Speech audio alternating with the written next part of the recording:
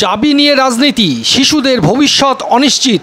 ফুলিয়ার রবীন্দ্র পার্কে তালা নিয়ে উন্নয়ন বিরোধী নাটক। বিস্তারিত রিপোর্ট। ৩৪ লক্ষ টাকা খরচ, নাম রবীন্দ্র পার্ক, অথচ চিত্র যেন কোনো পরিত্যক্ত জমি।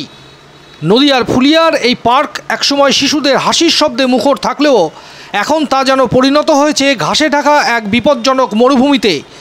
জেলা পরিষদের তত্ত্বাবধানে তৈরি এই পার্ক সংস্কারের অল্প সময়ের মধ্যেই বেহাল দশায় পৌঁছে গেছে। আর এই বেহাল দশা নিয়েই এখন চলছে চাবির রাজনীতি। বাচ্চারা খেলার কথা তো দূর, হাঁটাচলা করতেও ভয় লাগে। ঝোপঝাড়ে ভর্তি পার্কে এখন রাজত্ব করছে পোকামাকড়। ভাঙা খেলনার স্তূপ যেন এক নীরব ব্যঙ্গ করছে সেই উন্নয়নের দিকে, যার জন্য ৩৪ লক্ষ টাকা বরাদ্দ হয়েছিল। আর এই হতাশাজনক অবস্থার বিরুদ্ধে সরব হয়েছিল বিজেপি। ধর্না বিক্ষোভের মধ্য দিয়ে পার্ক সংস্কারের দাবি, পাশাপাশি অভিযোগ উঠেছিল পার্কের গেটের চাবি নাকি থাকে তৃণমূল পার্টি অফিসে। বিজেপির দাবি, যখন ফুলিয়া টাউনশিপ গ্রাম পঞ্চায়েত পার্কের দায়িত্ব নিতে চেয়েছে তখন তৃণমূল নেতৃত্ব চাবি হস্তান্তর করতে নারাজ। শান্তিপুর পঞ্চায়েত সমিতির সহকারী সভাপতি ও বিজেপি নেতা চঞ্চল চক্রবর্তীর কটাক্ষ, এই চাবি তৃণমূলের হাতে নয়, রাজনৈতিক স্বার্থের তালাবন্ধ প্রমাণের চাবি। অন্যদিকে তৃণমূল নেতা সুব্রত সরকার বলেন, চাঁদা তুলে সংস্কার করব আমরা, শিশুরা খুব শীঘ্রই পার্কে খেলবে। কিন্তু প্রশ্ন থেকে যায়, এতদিন কোথায় ছিলেন তারা? এই রাজনৈতিক নাটকে সবচেয়ে ক্ষতিগ্রস্ত সাধারণ মানুষ। আজ মহিলা পঞ্চায়েত সদস্য ও স্থানীয় মহিলারা নিজেরা তালা ভেঙে নতুন তালা লাগিয়ে পার্কের সংস্কারের প্রতিশ্রুতি দেন, সময় বেঁধে দেন 15 দিন। কিন্তু কিছুক্ষণের মধ্যেই তৃণমূল কর্মীরা এসে সেই তালা আবার ভেঙে দেন। কে সংস্কার করবে তা নিয়ে টানাটানি চলছে, অথচ পার্ক এখনও খেলার উপযোগী নয়। জনগণের মনের প্রশ্ন, শিশুদের নিরাপত্তা, খেলার স্থান তা কি শুধুই রাজনীতির খেলায় বলি যাবে?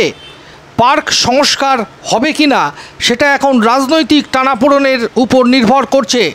তাতে জনগণের স্বপ্ন আর শিশুদের ভবিষ্যৎ তালাবন্ধই থেকে যাচ্ছে। উন্নয়নের নামে প্রকল্প, কিন্তু বাস্তবে তালা, চাবি আর চাপানুতোর। ফুলিয়ার রবীন্দ্র পার্ক যেন তার জ্বলন্ত উদাহরণ। জনগণের একটাই আবেদন, রাজনীতির বাইরে গিয়ে যেন এবার সত্যিকারের সংস্কারের কাজ শুরু হয়। না হলে উন্নয়ন শব্দটাই শিশুদের কাছেও একদিন শ্লেষে ভরে উঠবে।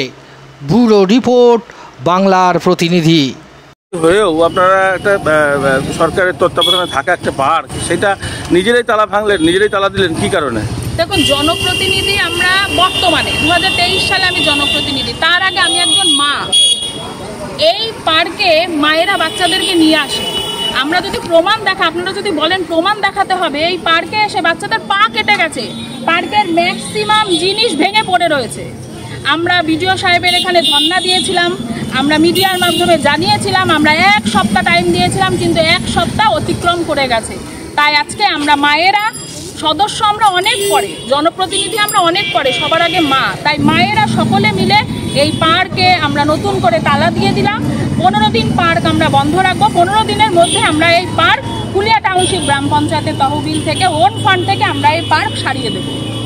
সারিয়ে আমরা পার্ক একদম সুন্দর, সুসজ্জিত এবং সুরক্ষিত করে আমরা মায়েদের হাতে তুলে দেবো। এই পার্ক তত্ত্বাবধান কাদের ছিল এখনো? এই পার্ক তত্ত্বাবধানে ছিল জনরঞ্জন কেন্দ্রের হাতে। জনরঞ্জন কেন্দ্রের হাতে 34 লক্ষ টাকার কাজের নির্মাণের কথা বলে জেলা পরিষদের প্রাক্তন সভাপতি এই পার্কের চাবি নেয়।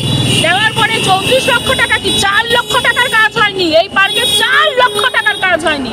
যে কাজ হয়নি সেই কাজের হিসেব তো আমরা চেয়েছি। তাদের তো মুখ নেই হিসেব দেওয়ার, মুখ নেই এবং দিতেও পারবে না, তারা কোনোদিনও এই হিসাব দিতে পারবে না। আমরা তাই পুনরায় এই পার্ক আমরা সুরক্ষিত করে এবং সুসজ্জিত করে ফুলিয়া টাউনশিপ গ্রাম পঞ্চায়েত। এখন থেকে চাবি